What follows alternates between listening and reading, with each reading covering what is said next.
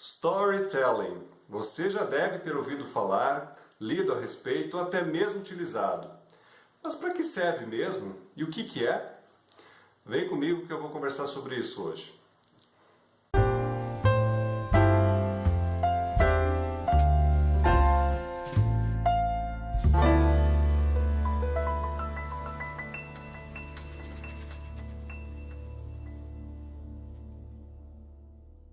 Quando eu conto uma história para os meus filhos, geralmente acontece que ao final da história eles pedem: pai, conta mais uma, por favor. E por que será que a gente gosta tanto de histórias? Porque as histórias é que nos definem como seres humanos. São as histórias e não a linguagem. A palavra inglesa storytelling pode ser definida como o ato de se utilizar histórias para se levar algum ensinamento, algum conhecimento, ou para conduzir as pessoas a alguma coisa que você esteja planejando ou algum objetivo. A palavra inglesa storytelling pode ser definida como a utilização de narrativas para se atingir algum objetivo com o leitor, com o ouvinte ou qualquer pessoa que esteja ouvindo a nossa história. Se separarmos a palavra storytelling em story significa história, mas a nossa história, aquela que pode ser, não necessariamente pode ser verídica, verdade, pode ser inventada, pode ser uma ficção, mas que segue uma narrativa, uma estrutura narrativa. E temos também a palavra telling, que é o ato de se contar utilizando palavras ou não. Na escrita, obviamente, são as palavras que levam as histórias às pessoas, aquelas que estão nos ouvindo, nos lendo. Bom, se você escreve ficção, é algo totalmente óbvio se utilizar de storytelling, porque você constrói histórias que é a forma que você vai contar o que você quer contar. Se você escreve ficção, é algo bastante óbvio se utilizar de storytelling, porque na verdade é a forma como você constrói a história para o seu leitor. Obviamente você precisa aprender algumas técnicas para que essa história chegue da melhor forma possível. Mas se você escreve não ficção, você também pode se utilizar de storytelling. É algo assim que as pessoas às vezes ficam admiradas de poder utilizar storytelling para não ficção. Mas pode sim, pode e deve.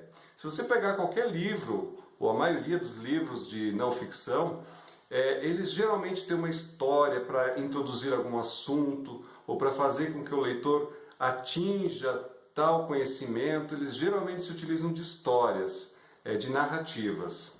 Mas sim, você como escritor de não ficção deve se utilizar de storytelling. E aí você vai dizer: mas eu não sei contar história, eu só conheço a minha área, eu sou expert nisso, expert naquilo, mas eu não sei contar história. Força um pouquinho que consegue. Você consegue encontrar suas histórias, do seu cotidiano, histórias de outras pessoas. Certamente você vai conseguir encontrar e contar histórias. Bom, um bom exemplo que a gente tem de contador de histórias está na Bíblia. Jesus foi um grande contador de histórias através das suas parábolas. Toda vez que ele tinha que passar um conhecimento, ensinar algo que o povo não esquecesse, que guardasse na memória, ele fazia por meio de parábolas. E as parábolas estão aí até hoje. A gente sabe às vezes a história, a parábola, e nem sabe da onde, muita gente nem sabe que isso está na Bíblia. Não é verdade? Bom, seja qual for o assunto, storytelling é um grande aliado para você construir as suas histórias. E assim, comece simples, como eu falei. A estrutura básica de uma história, já dizia Aristóteles, é a estrutura dos 3 atos, que é assim que o cérebro funciona. O que são os 3 atos? Começo, meio e fim. Se você conseguir fazer uma estrutura assim, você já está construindo uma narrativa.